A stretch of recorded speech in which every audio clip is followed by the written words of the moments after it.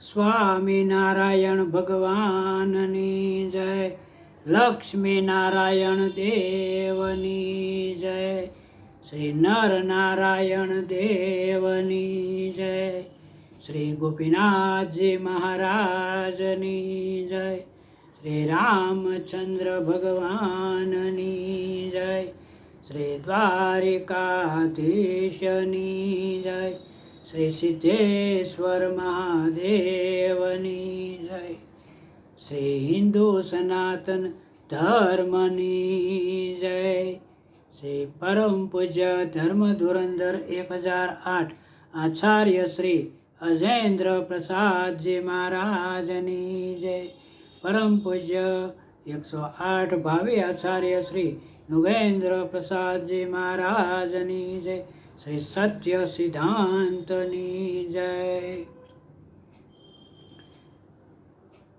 લોભીનો માલ ધુતારા ખાય, લોભીનો માલ ધુતારા ખાય, આવો કિસ્સો વડતાલ લક્ષ્મીનારાયણ દેવ દેશના વડિયા ગામના સ્વામિનારાયણ મંદિરના સાધુઓની વિસાવદરના એક વ્યક્તિએ 28 લાખ અને 50,000નું સોનું લગાડી અને ભાગી ગયા. આવો ધંધો અને કોઈને બિઝનેસ કરવો હોય તો સ્વામિનારાયણ સંપ્રદાયના લક્ષ્મીનારાયણ દેવ દેશના જે હાલના દેવ પક્ષના સાધુઓ છે તે બહુ મોટા બિઝનેસમેન અને મોટા મોટા ધંધાધારીઓ છે. એની સાથે જો તમે પૈસા લગાવશો તો તમે કરોડપતિ અને એમાંથી રોડપતિ પણ બની જશો. લોભ એ પાપનો બાપ છે, લોભ એ પાપનો બાપ છે. લોભિયા સાધુ હોય કે ગ્રહસ્થ તે ગમે તેવા ન કરવાના અઘટિત કૃત્યો કરતા પાછા પગલાં ભરતા નથી. બીજા એક સાધુ અંકલેશ્વરવાળા નિર્ભય સ્વામીને લોભ લાલચ વહીવટ કરવાનું ભૂત વળી ગયું અને સ્વાર્થ અને માનનું એવું ઘોડાપૂર આવ્યું કે એ પૂરમાં નિર્ભય સ્વામી તણાઈ ગયા અને દરિયા ભેગા થઈ ગયા. નિર્ભય સ્વામી ગયા એનું કારણ જાણવા મળ્યું છે. એનું કારણ એ છે કે તે કહે છે કે અહીંયા અમારો કોઈ ભાવ પૂછતા નથી. શું એ શાક બકાલું છે કે ભીંડો ગવાર કે કોઈ મેથી મોગરા કે મૂળી એવું કાંઈ છે તેનો કોઈ ભાવ પૂછે? એ કહે છે કે અમારો કોઈ ભાવ પૂછતા નથી. મંદિર બાંધવું હોય કે બીજું કાંઈ પણ આયોજન હોય તો હરિભક્તો જ કરે છે, મને તો કોઈ પૂછતું પણ નથી. નિર્ભય સ્વામી કહે છે કે સ્વામિનારાયણ ભગવાન સાધુઓને પૂછતા અને અમને કોઈ કાંઈ પૂછતું નથી.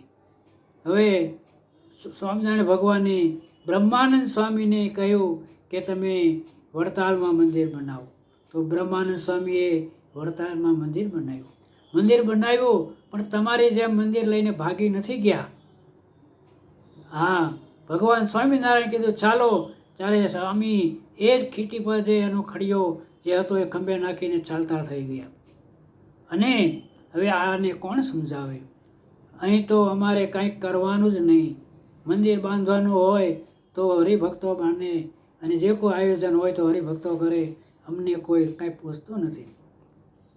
હવે આને કોણ સમજાવે? મનમાં ઘરઘે ને ઘરમાં પરણે છે. આવા સાધુઓથી ચેતતા રહેજો. જે એના ગુરુના ન થયા તો બીજાના તો ક્યાંથી થાય? ક્યારેય કોઈનું કેટલું કે કાટલું કંઈ ગળું કરી નાખે એનું ધ્યાન રાખજો. આવા સાધુઓથી ચેતતા રહેજો. પણ નિર્ભય સ્વામીએ જાણવું જોઈએ કે આચાર્ય શ્રી અજેન્દ્ર પ્રસાદજી મહારાજ અને ભાવિ આચાર્ય શ્રી નુગેન્દ્ર પ્રસાદજી મહારાજે જેટલા સાધુઓ ઉપર વિશ્વાસ મૂક્યો હતો એ બધાએ અજેન્દ્ર પ્રસાદજી મહારાજ અને નુગેન્દ્ર પ્રસાદજી મહારાજના ગુણ ગાય અને કરોડો રૂપિયા અને મંદિરો લઈને ભાગી ગયા છે. જે સાચા સાધુઓ અને ગ્રહસ્થો અજેન્દ્ર પ્રસાદજી મહારાજ ને નુગેન્દ્ર પ્રસાદજી મહારાજની આજ્ઞામાં છે અને જે વર્તે છે અને જે સત્યને છોડ્યું નથી એને લાખ લાખ વંદન અને ધન્યવાદ. તો તમારે વિશ્વાસ કેમ કરે અને તમારો વિશ્વાસ નિર્ભય સ્વામી કેમ કરે? દૂધના દાઝેલ છાશને પણ ફૂંકી ફૂંકીને પીવે છે, સાપનો કરડો સિંધરાથી પણ પીવે છે. તમારા પર વિશ્વાસ તો હતો જ, પણ પુત્રનું પારણામાં અને વહુનું બારણામાં પગ મૂકે એટલે ખબર પડી જાય કે આ વહુ ઘર નહીં હાંકે. જ્યારે ત્યારે રાતો રાત ભાગી જશે. તમે પણ હરદ્વારમાં આશ્રમ બાંધી અને લઈને ભાગી ગયા છો. ચેતતા નર સદા સુખી. એક પછી એક ભાગવાની લાઈન લાગી છે. ભેળા મળી મેળાવડો કર્યો છે, પણ યાદ રાખજો એક કપટી ન તરે તુમ્હારે શરણ આવ્યો. આ એના જેવું થયું. એક મંદિરમાં 10-12 ભક્તો ભજન કીર્તન કરતા હતા. એ સમયે મુશળધાર વરસાદ વરસવા માંડ્યો. કડાકા ભડાકા વીજળીના ઝબકારા એવા થવા લાગ્યા કે ધરતી ધ્રુજવા લાગી. આ બધા ભક્તો કહે વીજળી પડવું પડવું થાય છે પણ પડતી નથી. આપણામાંથી કોઈ પાપી કે પાખંડી છે માટે સામે ઝાડ દેખાય છે તે એક પછી એક ઝાડને અડીને આવો. આવું નક્કી કરી અને જે એમ કહે છે કે જે પાપી હશે તેની માથે વીજળી પડશે. એક પછી એક વારા ફરતી બધાય ઝાડને અડી અડીને આવ્યા. એક જણ બાકી હતો તો સૌ કહે છે આ પાપી લાગે છે. આપણા પણ વીજળી પડી નહીં. હવે આપ જશે એટલે એના ઉપર વીજળી પડશે. છેલ્લે હતો તે ભગવાનનું સ્મરણ કરતો કરતો ઝાડ પાસે પહોંચ્યો છે. જેવો થડને અડ્યો કે વીજળીનો મોટો કડાકો થયો અને વીજળી પડી